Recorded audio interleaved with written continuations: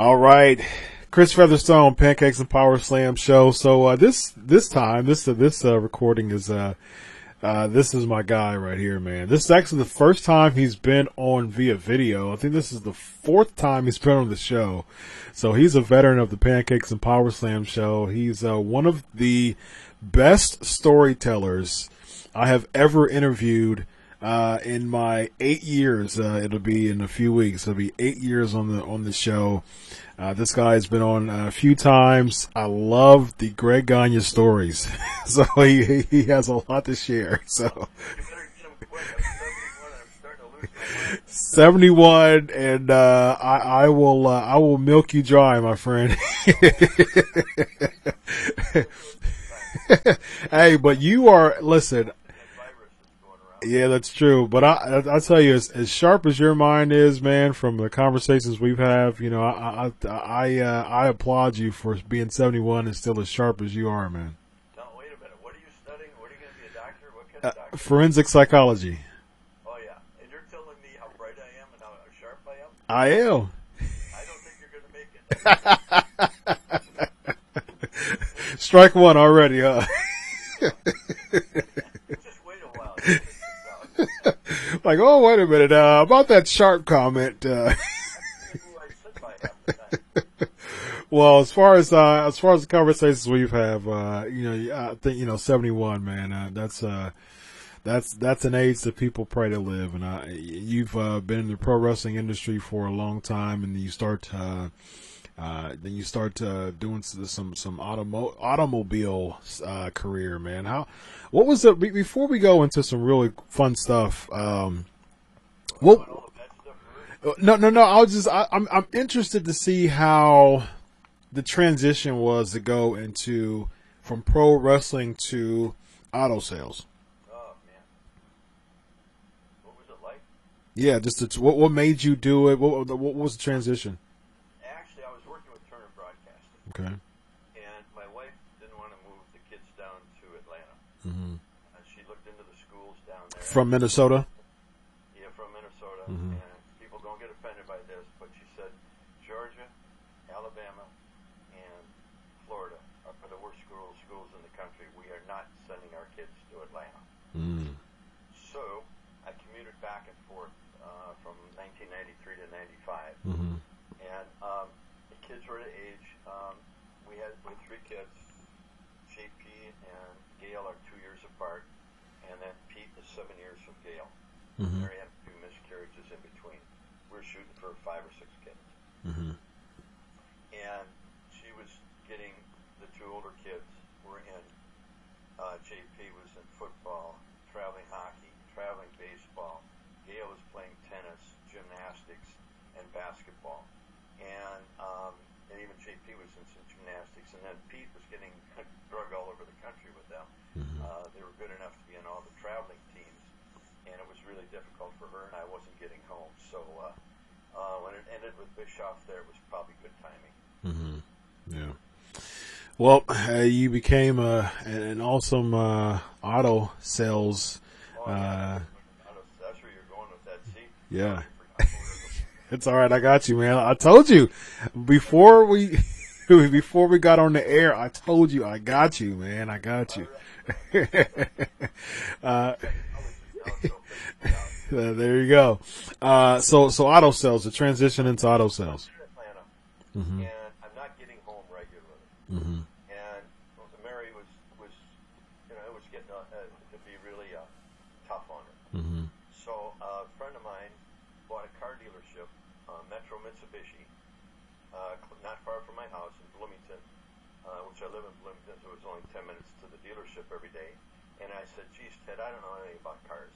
And he said, here's what I want you to do. Your name is so well known here in Minnesota and throughout the Midwest. I want you to do all our marketing, TV and radio spots. Mm-hmm. I'll pay you for that.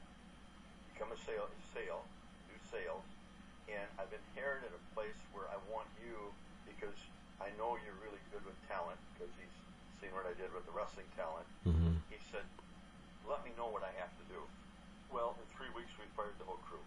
Mm-hmm. And we got new people in, young people, we trained them. I sold. I eventually, after 3 years, became their internet manager. manager. I did all their commercials for them. We became the #1 Mitsubishi dealer in the whole region within 3 years. Wow. Wow. And we were selling them like crazy and having a good time doing it. So I did that for Ted for 12, 13 years. Mm-hmm. He expanded into Hyundai and into I forget what the other brand was, but he wanted me to become the manager of Hyundai, and I said, Ted, I really don't want to become a manager because right now I did lease retention for about 8 years, Mm-hmm. and we were number one in the country in retention. And I said, it's so simple. I call my customers up. Mitsubishi has phenomenal programs. You can get them out of their leases anywhere from 3 months to a year, Mm-hmm. depending on each month they changed it. Mm-hmm. So I was doing 25, 30 cars a month, and I was going out and playing golf. My customers would call. I'd say, here's what your payment would be on that vehicle. I can get you out of that, make your last payments, get you a new one, same payment. What if I go up a little bit more? Okay, well, what do we have to do? Well, here's what we have to do. Well, good. What do you need from me? I need your driver's license, insurance card, do a credit app online. We get all the paperwork ready. I get the car cleaned up. You pick it up. Wow. So I was doing 25, 30 cars a month, going out and playing golf. Wow, man. I'm a manager at Hyundai, and I said, now, Ted, now I got to open up in the morning, close at night. And my kids are playing sports. This is the way I get to go watch them. I get to coach them. Yeah. And I really don't want to be a manager yet. Mm-hmm. So he eventually sold out the businesses, and I went to another company where they made me the kind of a floor manager and a closer. Mm-hmm. So I'd meet and greet people. They wanted to use my name, and they were the month I went in. Before I went in, they had lost $70,000. Wow. After my first month there, we were up $50,000, and by the third month, we were up $250,000 in sales. Wow. Wow. To the company, and then he got into some trouble and had to close all those dealerships. So now, would you attribute wrestling to that aggressive type of salesmanship? Well, I wasn't aggressive. I was more passive, but people recognized me. Mm-hmm. I made sure they got good deals. Mm-hmm. They respected me. Mm-hmm. They believed me. They trusted me, and I never lost that trust with any of them. That's awesome. Customers, I made sure they got a good deal. So I got referrals. I got families back. Yeah. We had a January. It was, get this one, it was a Wednesday night. I was supposed to work a half shift, 9 in the morning till 2 in the afternoon. Mm-hmm. And it was the last part of a big push that Mitsubishi had on a great lease for the customers, retaining customers. So I started calling them in the morning. Now it's 20 below zero, and it's a Wednesday. And I sold 12 cars that day. Wow. I was there till 9 o'clock at night taking orders. Here, what do you want? I had one guy call me up. He said, hey, my wife and I are driving by, and we see that full-size Montero. It's an SUV out in front of the deal. Yeah. What kind of payment could I get on that? Mm-hmm. And he gave him the payment. He said, that might be a little much. And I said, okay. In the meantime, I had another call from a guy in Duluth. Hey, my daughter, you called. What's the deal? I said, I can get out of her car, put her in a brand new one for the same price, no money down. Mm-hmm. What color would you like? So all of a sudden the manager says, hey, the guy from Duluth is calling. You want to talk to him? He said, I'll take one for my daughter. What do I have to do? I'm getting all his information. And the manager told me, he said, hey, there's a guy on the showroom floor for you. I go over there and it's the guy on this full-size Montero. He says, hey, I'd like the Montero. What can you do on the convertible? Mm-hmm. That was my... And those were the nine cars that day. Wow. So easy 6 figures, I would say, right? Yeah. It was. I was making more than the managers. Wow. And that's awesome, man. Ended up having to sell the dealerships. So and then I got hooked up with the McMahon Group during Burns' ceremony when he was inducted into the Hall of Fame down in Chicago by the WWE. Mm-hmm. 2006, right? Yeah. Yeah. Perfect transition. So that was my next thing that I was going to talk to you about. So how did you end up being an agent there, right? Yeah, it's somewhat of an yeah. It was strange to me. Yeah. In fact, we were in Chicago, and Burns getting inducted in the Hall of Fame. As you know, he had Alzheimer's, and it was not at the real progressive stages, but it was at a point where he had a tough time communicating. Yeah.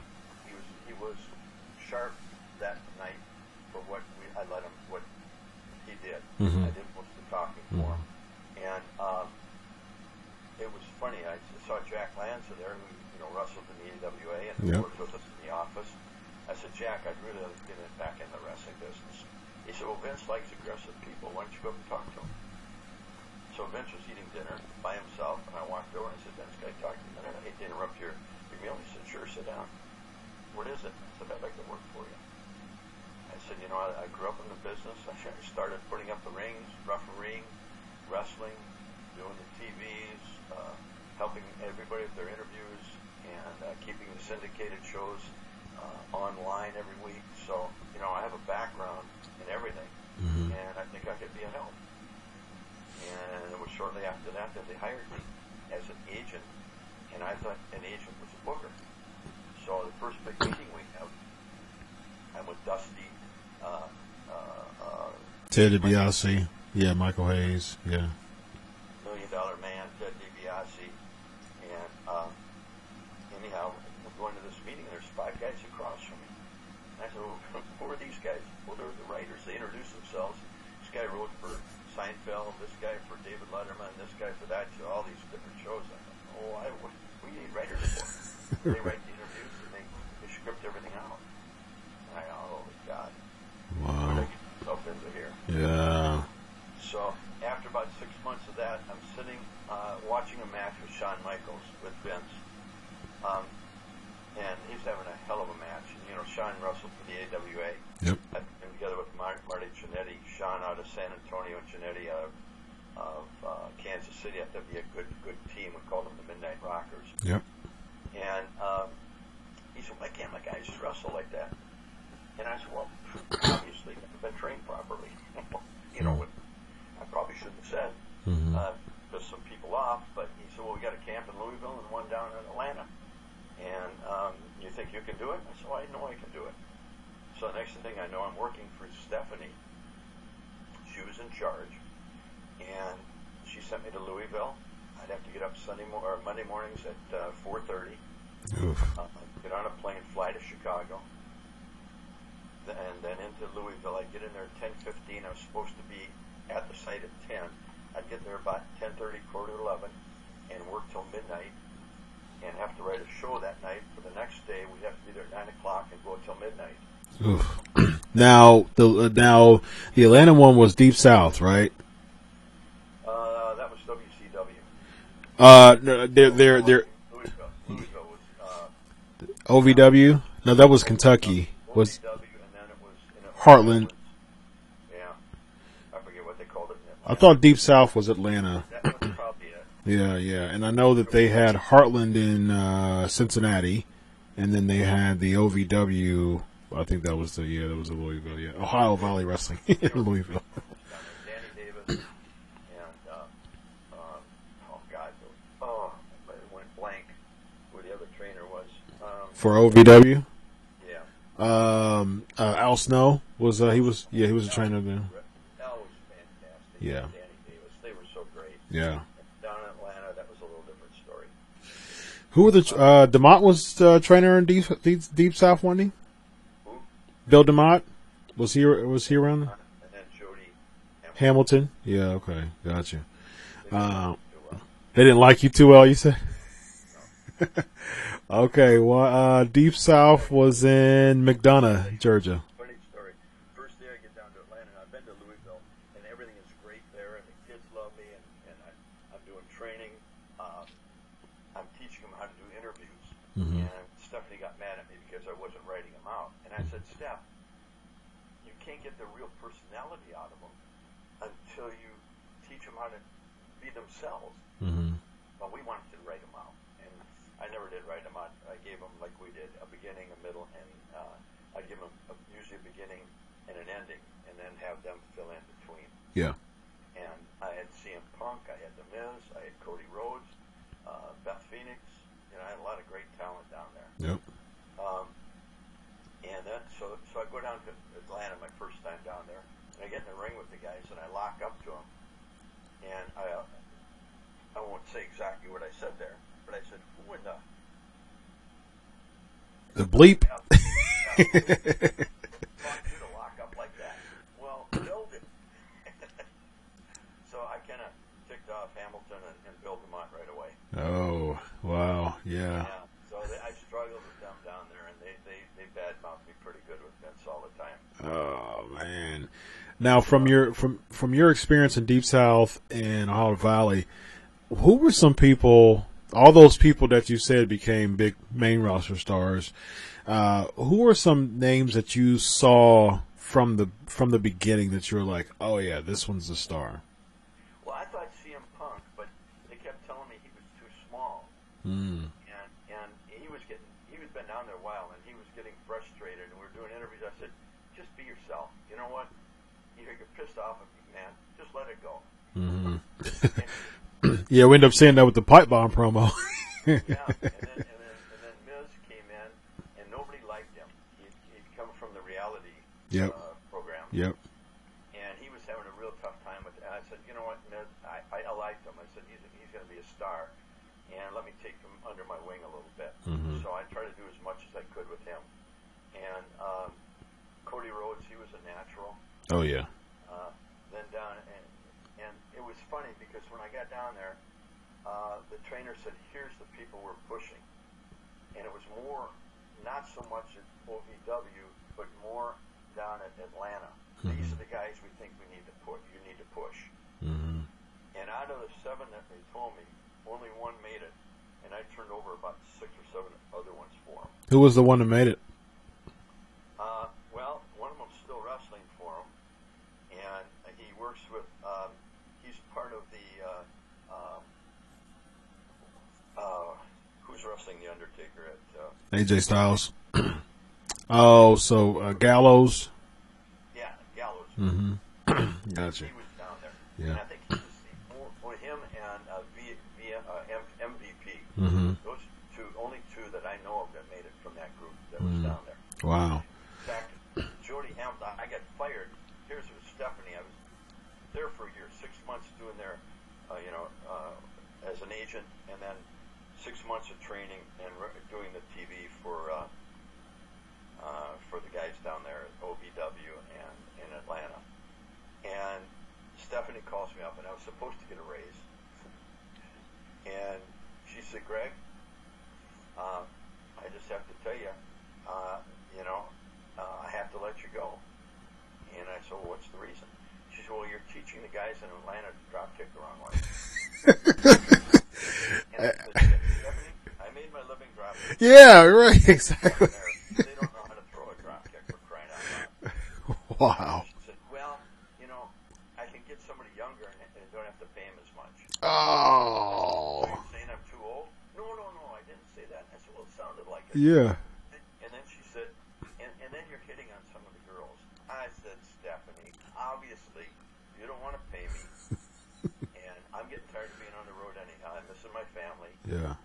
You go your way, and I'll go mine, and there'll be no hard feelings. And that's what we did. And you know what? To this day, I can still call Stephanie, and she'll always talk to me. That's good. She's a wonderful lady. Mm-hmm. And her and Triple H have done a fantastic job along with Vince and what they've done with WEW, NXT, and everything else they've got going. Yeah. They've done a good job. I agree. And it's funny, you're making my job much easier tonight, Greg, because that's another great transition as far as what they're doing now. I have been very critical of WWE throughout the years. I started watching wrestling in the 80s, and I'm an old school wrestling fan. I'm storylines, all these super kicks and Canadian destroyers. I just get false finishes. I get so tired of them. And, I always say, I'll say the 70-30 rule. I say wrestling should be 70% of what happens outside the ring, 30% of what happens inside the ring. I should be hooked to with storylines and character building. I should be hooked on the match before the match starts. Period. Point blank. Yeah. And the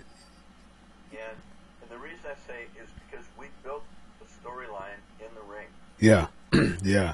The story of the match. Mm-hmm. And like I was taught, I guess Ray Steve. I mean, I learned so much from my dad, Billy Robinson, and Red Bastien. Mm-hmm. And you know, I was around really superstars in the business. Yeah. And I always go back to Ray Stevens. Ray used to tell me, you have to do everything in slow motion so that people can follow it. Yeah. And he was, and timing is everything. And you have to, it's like painting a picture, and you have to paint it in slow motion. Absolutely. Absolutely. And, not to brag, but I think I could do that as well as any babyface in wrestling. I would say that, Bunch of crap that is.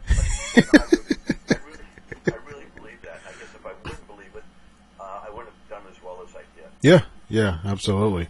Yeah, as a fan, you know, it's about characters. You know, that's why I said the whole 70-30 thing, because you know, here's my thing. If I'm not interested in the storyline, in the build, you know, before the match happens, it's just another match to me. It's a forgettable match. You know what I mean? Like, and you know, we remember Hogan Andre and Hogan Warrior.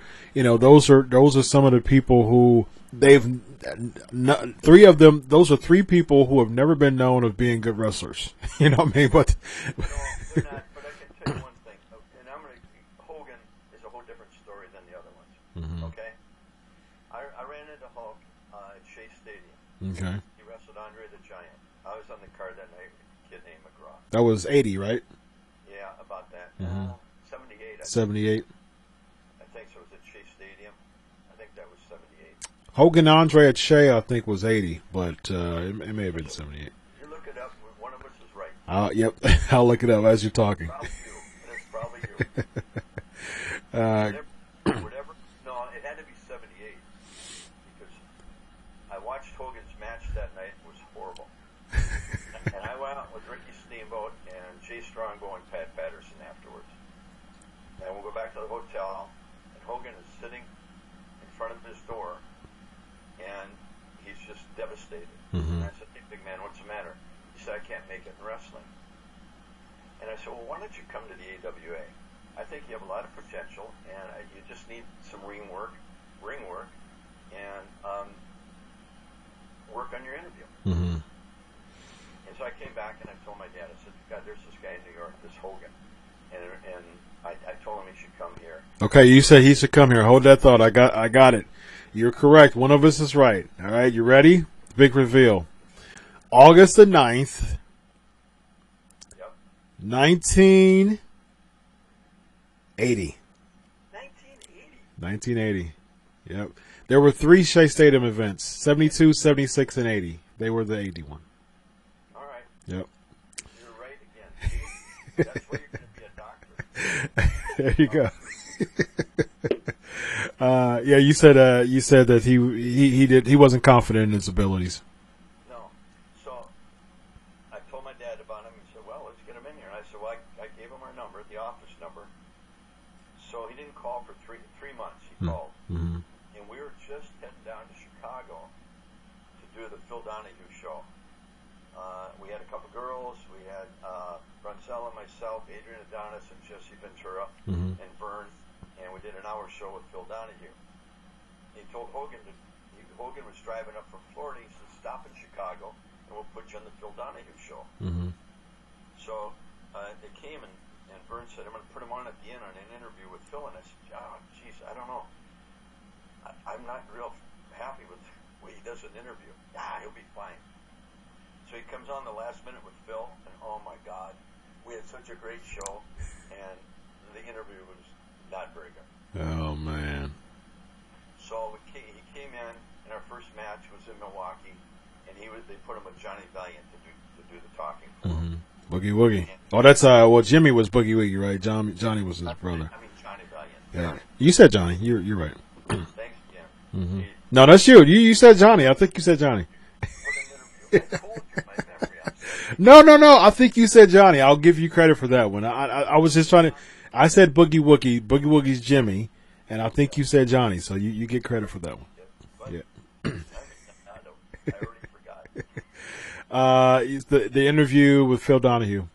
So it was not good. So then they put Johnny Valiant with Hogan to do the interviews, and we went. Our first match with Hogan was in Milwaukee, Mm-hmm. and he went out about the second match, and he came back, and I got back home. They said, "How'd it go?" I said, "Hey, this guy's a babyface. The people love him." Yeah. And so Vern took him under his wing and helped him with his interviews, and he took the footage from the Rocky movie where Hogan knocked Rocky down, and Rocky looked up at him, and that's all they showed. Hogan standing over him, and that's what really helped get him over. Nice. And then Vern helped him with his interviews. He started catching on there, and then they put him in six-man tag matches with Jim and myself, Mm-hmm.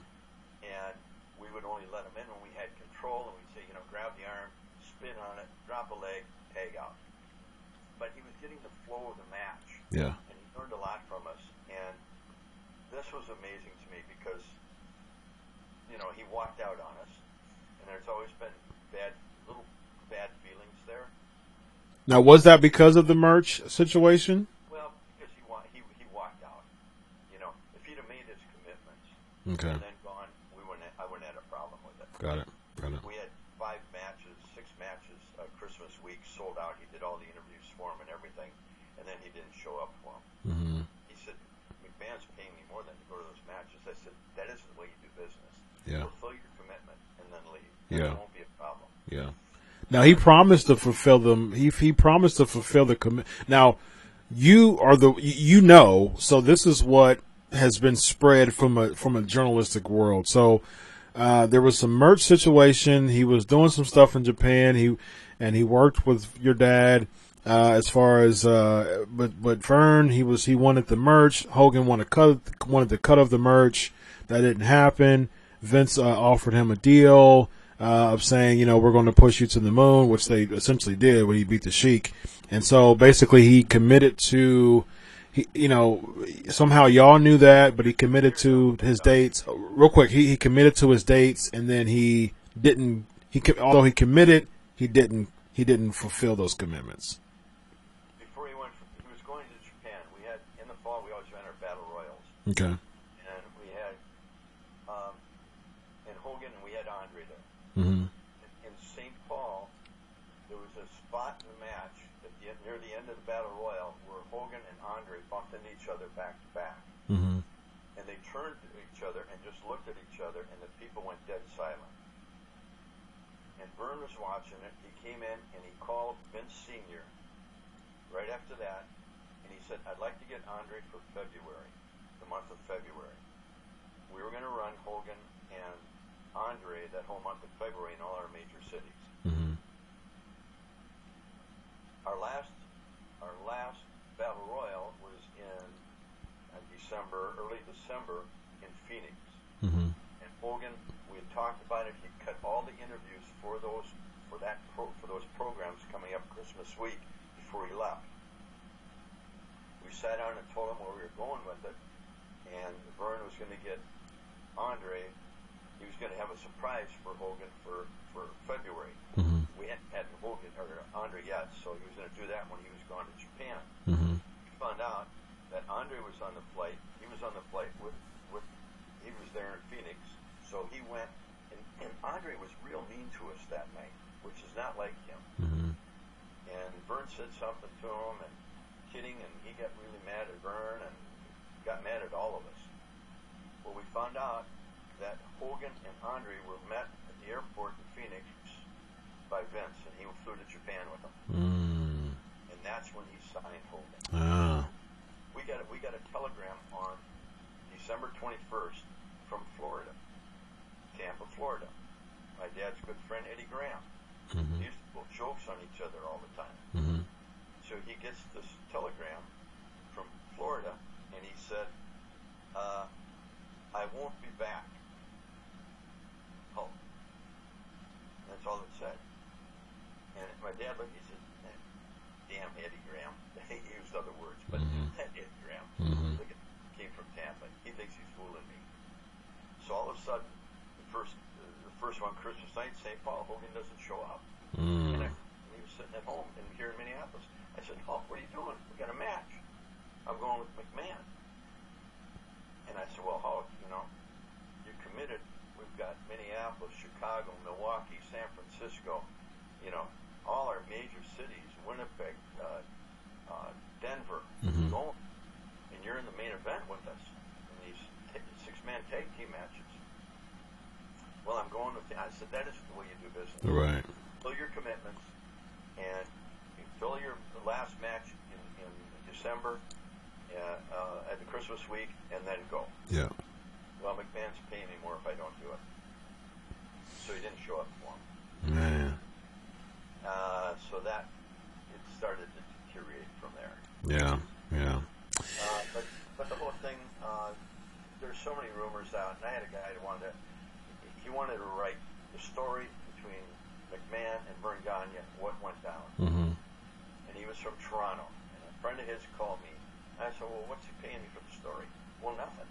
I said, well, why would I give it? Right. Back and tell him if he wants to pay me for it, I'll give it to him. Yeah. He called me, well, he won't do it. And why won't you do it? And I said, well, why would I give it away for nothing? I said, there was 4 people in the room. Yeah. The lawyer, Vern, Vince Jr., and myself. The lawyer's dead, and Vern is dead, so only 2 people know really what went down. That's Vince Jr. and Greg Gagne. Yeah. The only 2. So why would I do this for nothing? Yeah. Well, he's just going to make it up then. And I said, well, that's what everybody has done so far. So you can't sell it. You better put on the book that it's fiction. Yeah, yeah, yeah. Great point. Great point. And the 2 living are in their 70s, so you don't have much time. You don't have much time left with it. I told you were. See, I told you were sharp. See, you picked it up.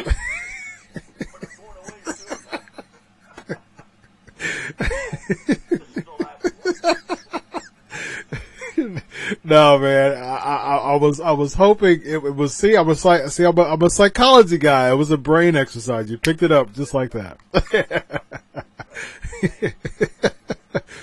All right, so man, listen, we all, 70, 20, 30 teens, we all. Hey, that works for me.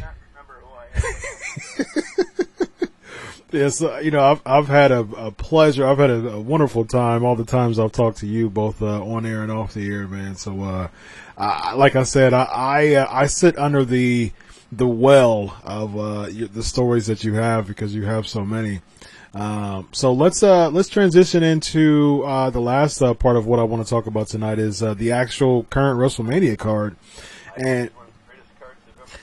Yeah, and it's we were talking off air, and for those who are listening to this interview now, they most likely are weekly listeners of the show, and I have been the one of the biggest defenders of this year's card. I've had a lot over the years to criticize WWE about storylines, writing promos, all that, but I love this year's card. It actually, for once in a long time, it has a storyline feel. It has a larger-than-life feel. Roman Reigns versus Goldberg, Drew McIntyre versus Brock Lesnar, Edge versus Randy Orton, The Fiend versus John Cena.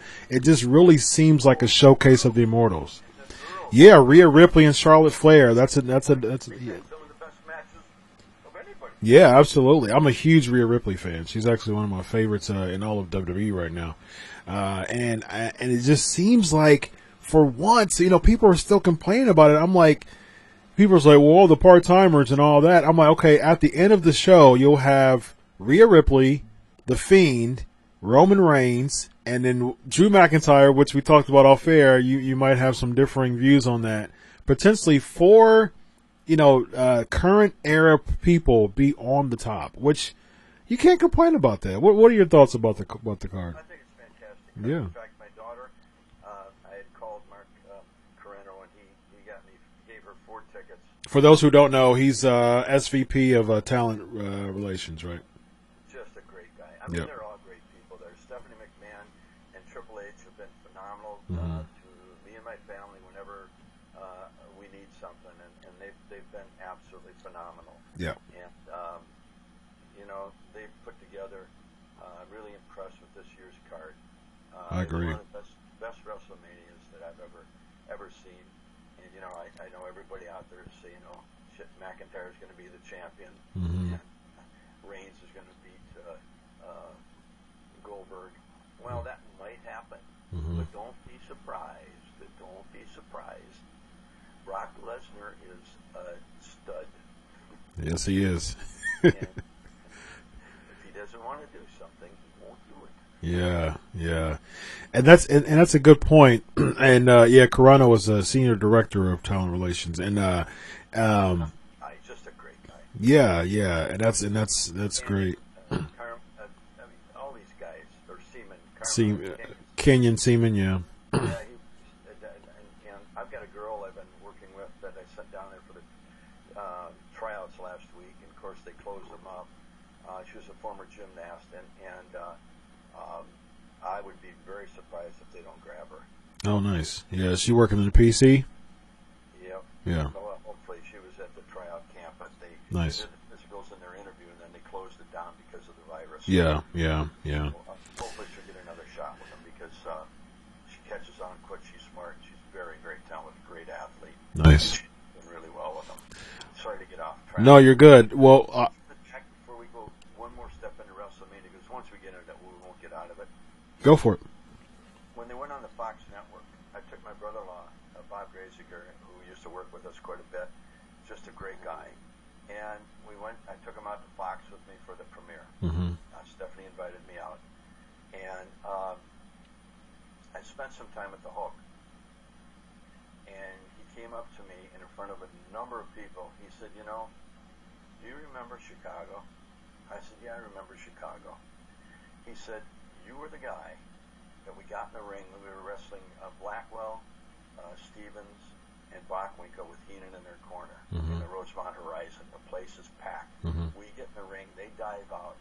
Hogan goes into his pose, and I looked at Jim and I said, grab his T-shirt. I grabbed one side, he grabbed the other, and we tore it off of him real slow. And the place went crazy. Wow.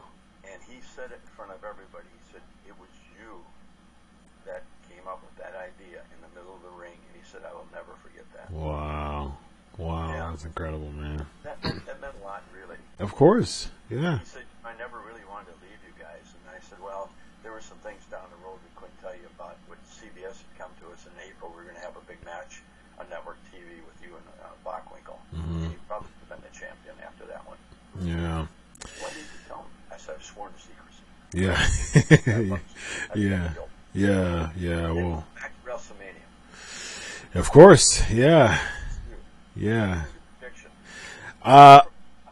Okay. I'll give you mine as you give yours. I'll give you what I think. Okay. Perfect.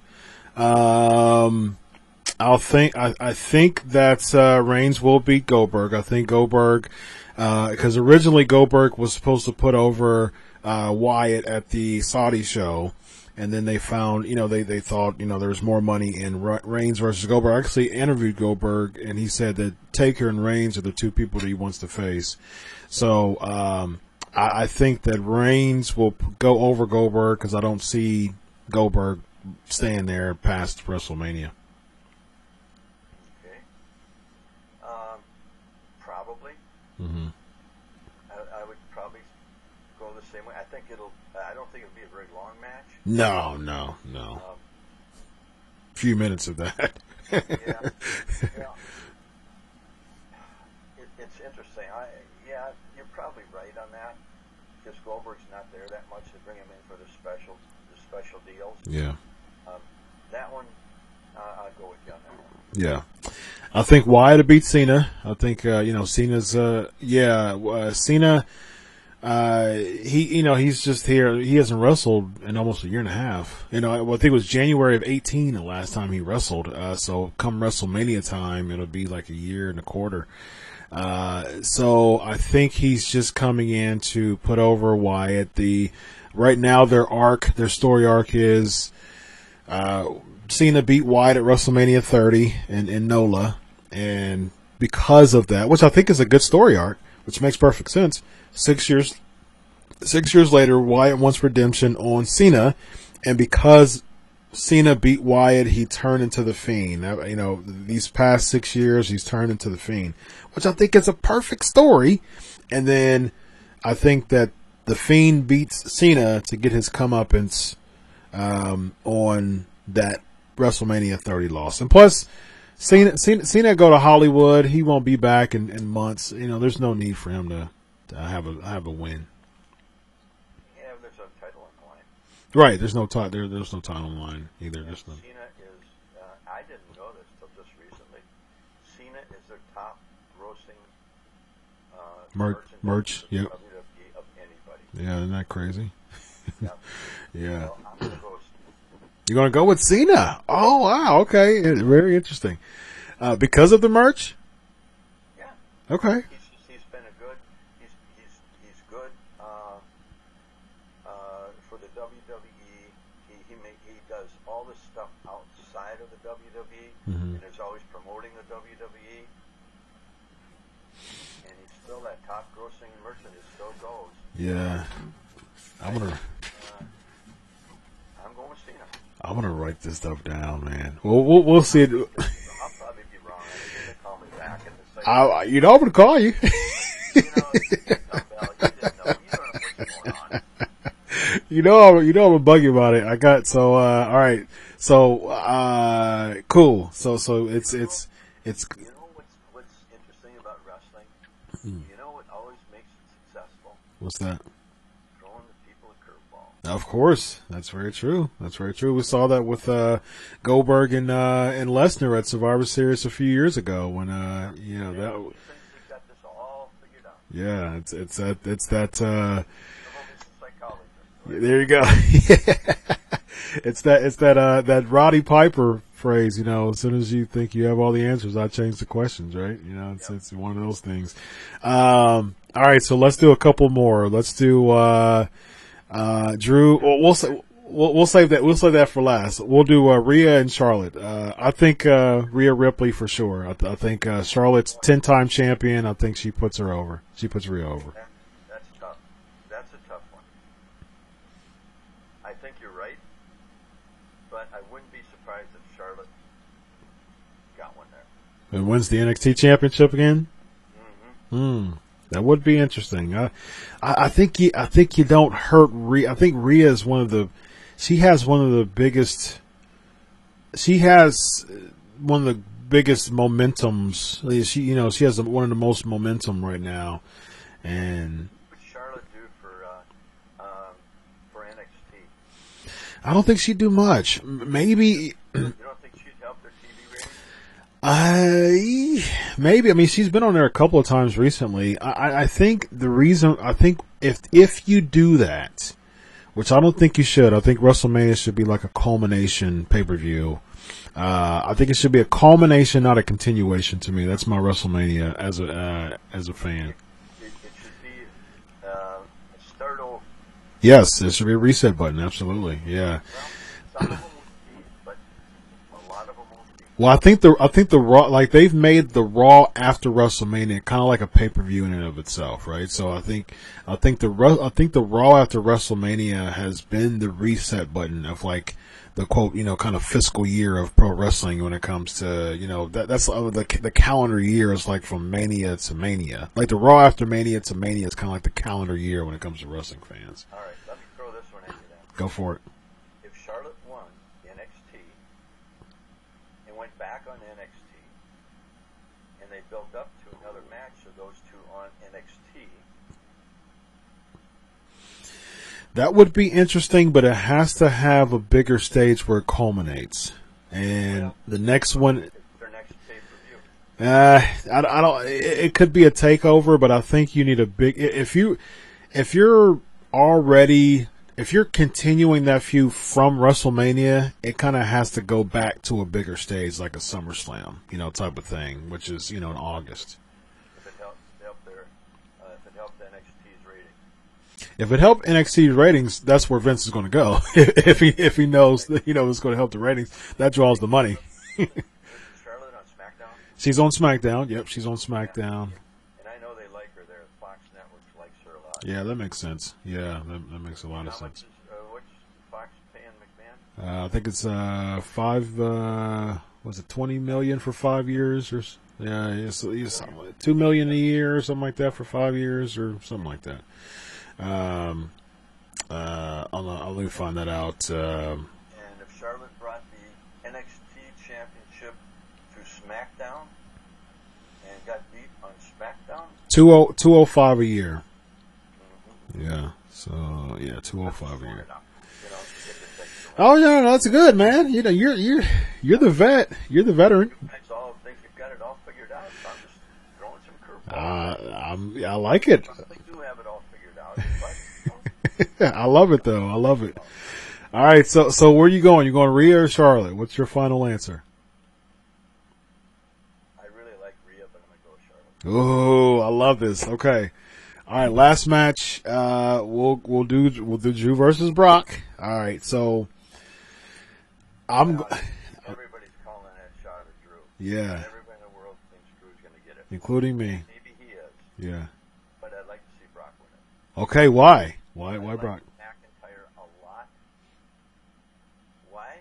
Mm-hmm. Because it would throw a curveball to everybody. It would. What? Okay, so if it throws a curveball, It has to be a very controversial okay. thing Yeah. that they can get another match out of it. Yeah, absolutely. That. If they beat Brock, where are they going to go?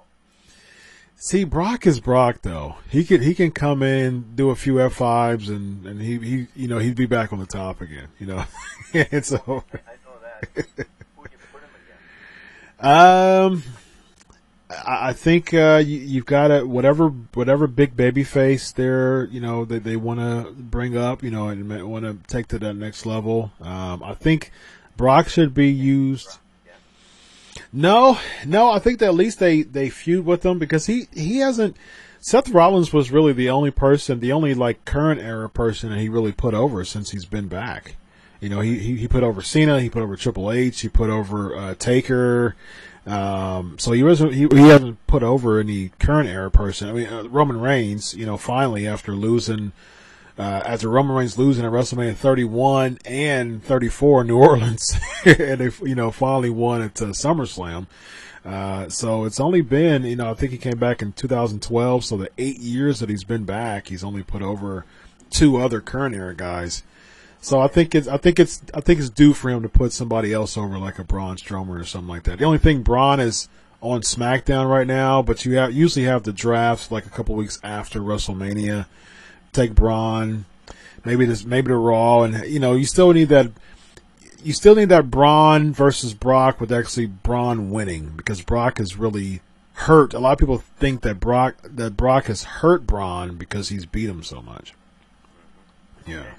So I'll say Brock and Braun. Oh yeah, absolutely. I think that's his crowning moment. I saw in the locker room here in Minneapolis, and then again at Fox. I didn't get a chance to talk to McIntyre here in Minneapolis or in St. Paul, but I talked to Baron, and Baron and McIntyre are 2 of the best big men in wrestling right now. Absolutely, and I would say Baron. I would say they have matches, and they have great matches. Yes, they get in the ring with 100%. And I was really impressed with them. And you're probably right with McIntyre getting the title. Mm-hmm. But I'm going Brock. All right, I love it. Yeah, You're gonna go out. You're gonna say, "I beat that referee." Every one of you. I'm really making you really look good for your fans out there. Thank you. You always do, Greg. I appreciate it, man. It has been such a pleasure talking to you, man. Yeah. Go.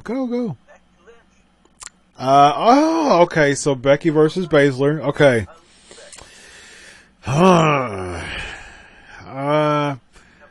NXT girls beat. Yeah, the main roster. Yeah, the Raw, one Raw and one SmackDown. Yep. Very interesting. Yeah, That Mr. Psychologist. I Did that. Let's see. yeah, man. You see, I told you were sharp. um, reluctantly, I think they'll do Baszler. Becky had her moment last year. I was there live. She's been champ since last WrestleMania. So I think they'll go Baszler. I really liked Baszler in NXT. I'm not a big Baszler fan on the main roster though. I think she needs more charisma. I think she needs a stick person. I think she needs someone to talk for her, to make her. I like her dominant gimmick, but her talking doesn't really match her dominance. So if she had a really good mic person to manage her, I think that would really help her. I'll be more sold on Baszler. Maybe you'd be the guy. There we go. Yeah, absolutely. I'll pick your brain and demolish it. I'll demolish everybody's brain. Yeah. I think that would be my biggest criticism with this angle. I'm not really intrigued into the angle because of that, but I think Baszler will win. Then who you going with? I think Baszler will win. Okay, I'd go with Becky. Okay, why Becky? I like Becky. Well, I like Becky too. She has a lot of charisma. Yeah. She sells her merchandise. Yeah. She does a great interview. She's, if they can't, I don't think they can have both girls from NXT beat both the SmackDown and the Raw lady. I think they will because they did it at Survivor Series last year, which I wasn't a big fan of that. I got mine.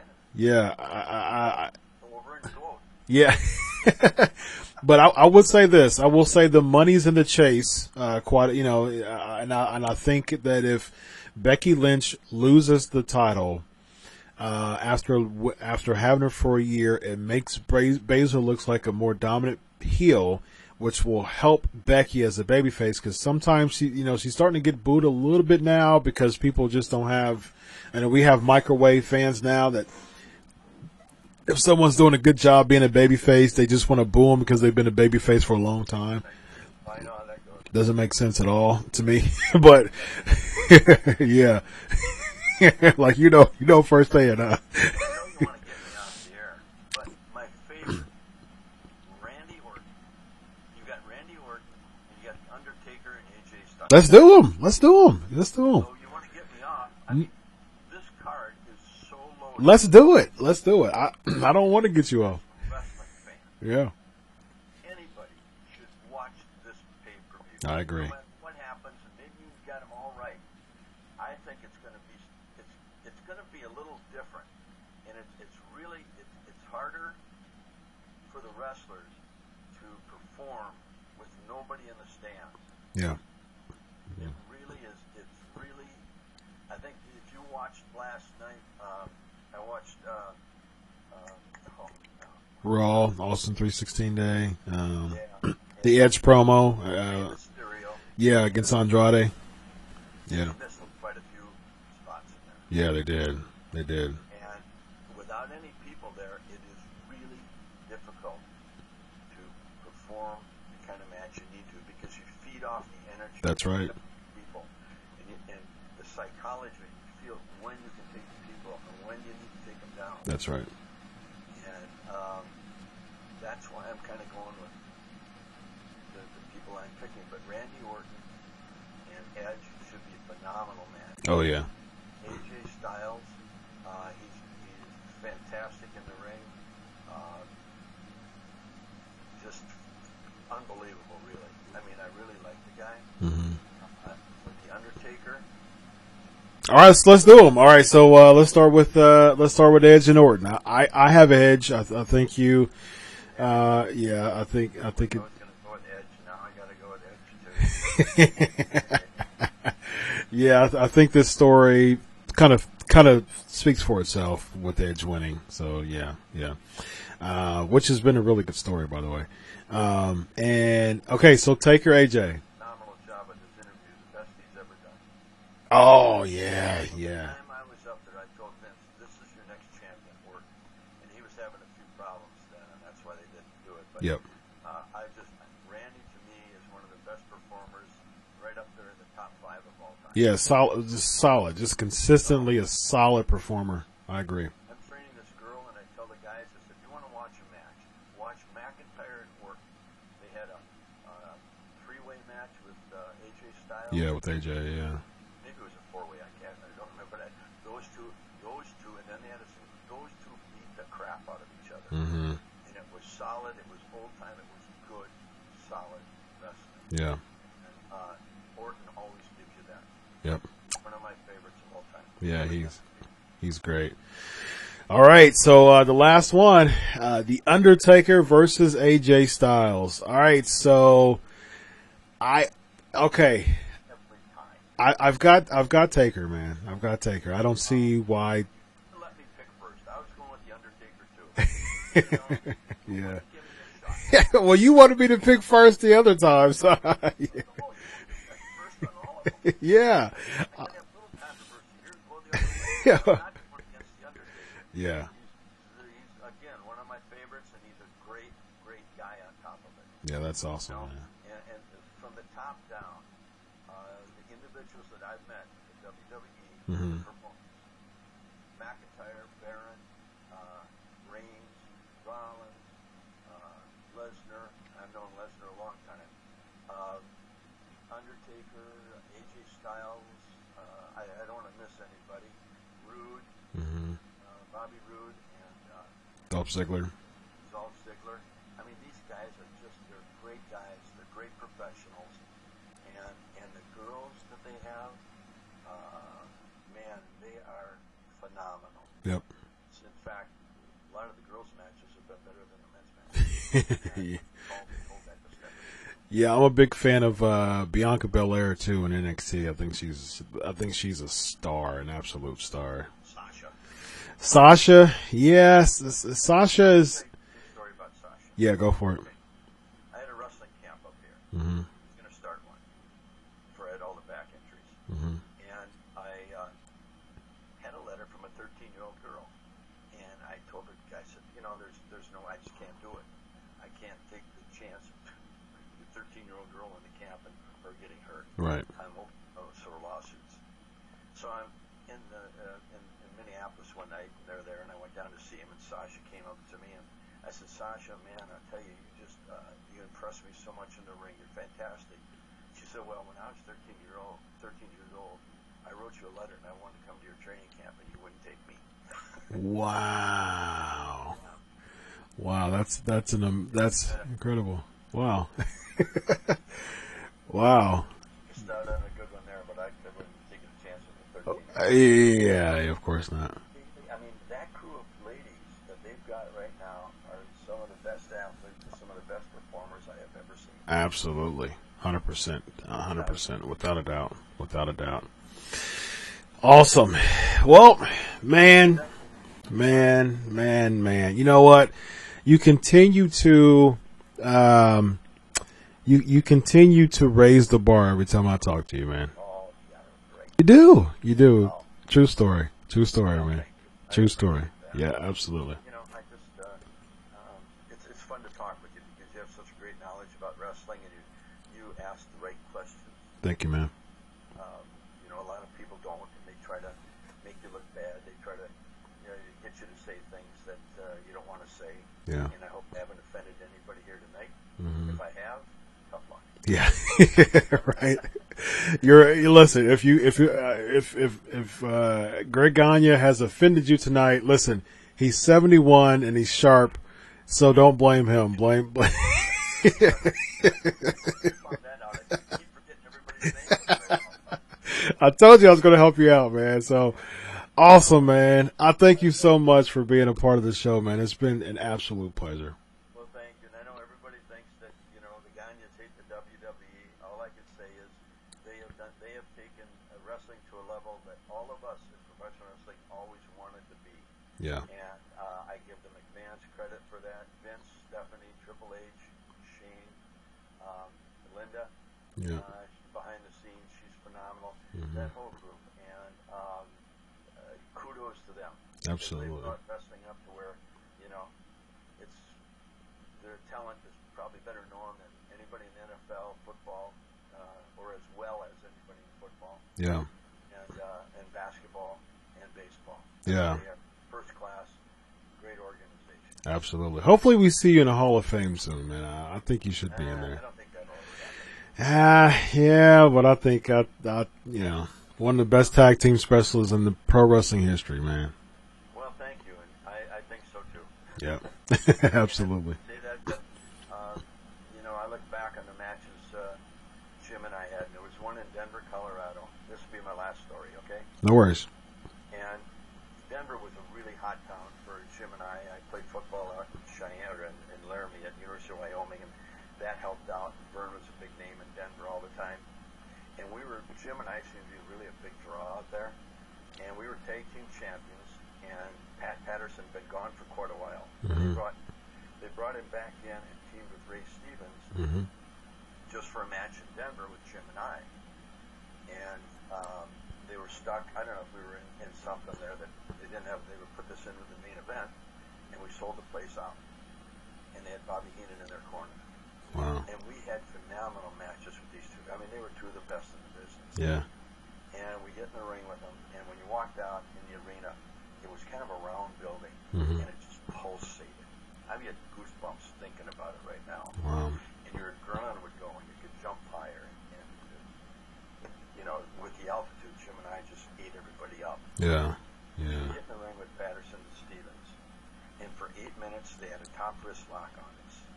And we'd fight out of it, and come out of it, nice big spot, and they'd pull our tights or pull our hair and get us back in this top wrist lock. Mm-hmm. And there was never a punch thrown, never a kick thrown, just a hair pull and tights pulled. And in 8 minutes, we had a full-fledged riot. People trying to get in the ring and help us. Wow. That's when you know you got. That's how you get the fans sucked in. Oh, that's when wrestling becomes real to someone, and I love it. Yeah, there was another match in Frisco with Tito Santana and Rick Martel, but I'll tell you that next time we talk, if we ever talk again, if you ever have me on again. I think you've already answered that question. Yes. Lord willing, yes. Inducted in the Cauliflower Hall of Fame. I told that story, Mm-hmm. and I said, and you'll never see that in wrestling again. Wow. It was the emotion that we could draw those people in. Yeah. That really, God, it just, I feel like I can do it again, but I know I can't. I still think you got one drop kick left in you, man. I don't. No, I've had 3 back surgeries. I can't drop it. Well, maybe I don't know. Maybe if you. People in training, I just talk them through the stuff, and I let these young guys, I say, here's what we're going to do, and if I have to walk through a hold in the counter hold, I'm showing them all the holes in the counter hold. Yeah. And trying to get them to learn how to tell the story of a match. For sure. Not all this punching and kicking all the time. I want to see this, Greg. I want to see a big crash mat. And I don't want to. I don't want you to hurt yourself, but I want to see a big crash mat so you have a lot of padding. I want to see a big video and then one more drop kick. I couldn't do it. I'd love to, but I couldn't. Yeah, I don't want you to hurt yourself though, man. But I'll just look at the network and enjoy all the drop kicks you've done. Real quick, just one number that you can think. Yeah, right. Round 3. Just one number that you can think of. If you can throw a number out there, how many drop kicks have you done in your pro wrestling career? God almighty. Are you kidding me? Brunzell had probably the best drop kick. Oh, he had a mean drop kick, yeah. He was a high jumper in high school. He set a high school state record here in Minnesota. Mm-hmm. And we were teammates. But he could jump. I had to come up from the side. He could go straight up. Mm-hmm. And I remember 2 people he knocked out in the ring. One was Stan Hansen, Mm-hmm. and the other one was Pat Patterson. And he tagged me when Hansen was knocked out in the ropes. And when Hansen came to, we were in Winnipeg. He picked me up, set me up on top of the turnbuckle, and threw me from turnbuckle to turnbuckle. Wow. And I said, I didn't fully drop kick, pal. Knocked him out. I tagged my partner back in, but I couldn't get to him. Wow. So throw a number out there. Oh my God. Well, we probably wrestled 250 times to 270 times a year in the AWA. Mm-hmm. 18 years. So that's a little less than half. What? 750,000. Well, in the camp, drop kicks all the time. Wow. That's maybe it was 1 million. I don't know. Wow. That's a lot. Quite a lot. Yep. Wow, man. Yeah, and that's awesome, man. There you go. Yeah. Wait, tell me I don't have much time left. Yeah. You did good, man. The drop kick, that's what you're trying to do. I want to see it. Awesome, man. It's been such a pleasure. Man. I really appreciate you coming on the show. And again, like I said, I kid you not, man. You've raised the bar, man. Well, thanks. You're a terrific interviewer, and I like doing it. Anytime you need me, give me a holler. Will do, man. Thanks a lot. Call me after WrestleMania or get me back on. Let's see how we did on our... Oh, yeah. I like that. Yeah, that sounds good, man. Thanks. Really brag because you really kicked my butt. I know you will. You never know. I like it. I like it. I like a follow up on that, man. Sounds good. I'll keep you to that. All right. All right. Thanks again. All right. Thanks. Bye bye.